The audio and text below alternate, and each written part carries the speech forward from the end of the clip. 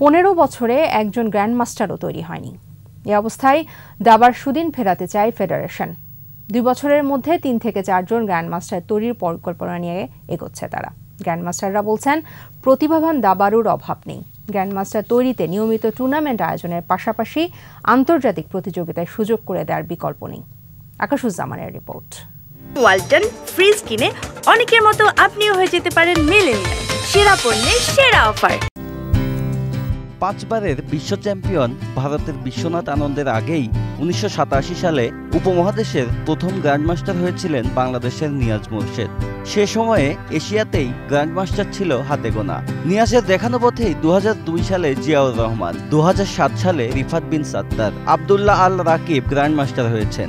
2008 সালে হয়েছেন এনামুল হোসেন রাজীব।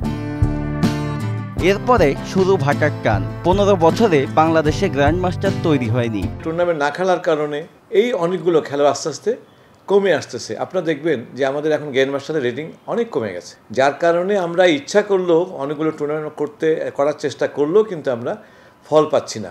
গ্র্যান্ডমাস্টার তো দূরে থাক, ফিদে মাস্টার, আন্তর্জাতিক মাস্টার হাতে গোনা।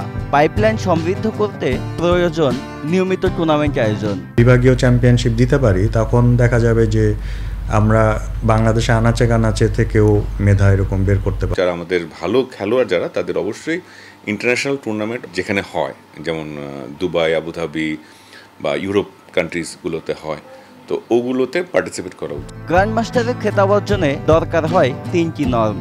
এজন্য খেলতে হয় নির্দিষ্ট টুর্নামেন্ট, যার বেশিরভাগই হয় ইউরোপে। নর্ম অর্জনের আশায় অন্য দেশের দাবাড়ুরা যখন ইউরোপে নিয়মিত টুর্নামেন্ট খেলার সুযোগ পাচ্ছেন, সেখানে বাংলাদেশের ক্ষেত্রে রীতিমতো স্বপ্ন। একটা টুর্নামেন্ট খেলতেই দেখা যায় যে টিকেটের খরচ 1 লক্ষ টাকা লাগে, আবার ওইখানে অ্যাকোমোডেশন খরচ আরও মিনিমাম 50,000 টাকা লাগে। সো এটা দুবাইয়ের কথা বললাম, ইউরোপে একটু বেশি লাগে। সো এইটা মানে সবার পক্ষে সম্ভব হয়ে ওঠে না। যতটুকু আমাদের যে মেধা রয়েছে সেটা প্রকাশ করার জন্য যতটুকু এক্সপোজার দরকার সেটা আমরা পাচ্ছি না, যে কারণে আমরা দেখতে পাচ্ছি যে বাংলাদেশের দাবা ধীরে ধীরে পিছিয়ে যাচ্ছে। একই চিত্র মহিলা দাবায়ও।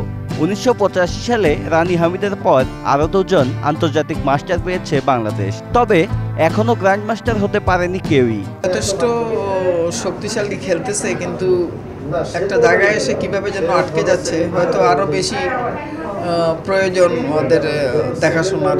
তবে সুদিন ফেরানোর পরিকল্পনা নিয়ে এগোতে চায় দাবা ফেডারেশন। আমরা আশা করছি যে আগামী 4-5 বছরে আমাদের যে লক্ষ্য, অন্তত মিনিমাম 3 জন গ্র্যান্ডমাস্টার বাংলাদেশকে উপহার দেওয়া। বাংলাদেশ দাবা ফেডারেশন, আমি মনে করছি সেভাবে আমরা এগিয়ে যাচ্ছি। একেবারে নিজের চেষ্টায় বেরিয়ে এসেছেন সুব্রত তাহসিনরা। এবছরই নর্ম পেয়েছেন ফাহাদ। রেটিংও ভালো। জিএম টুর্নামেন্টে নিয়মিত অংশ নিতে পারলে গ্র্যান্ডমাস্টার হওয়ার সুযোগ থাকবে 3 জনেরই। আকাশুজ্জামান, 21 টেলিভিশন।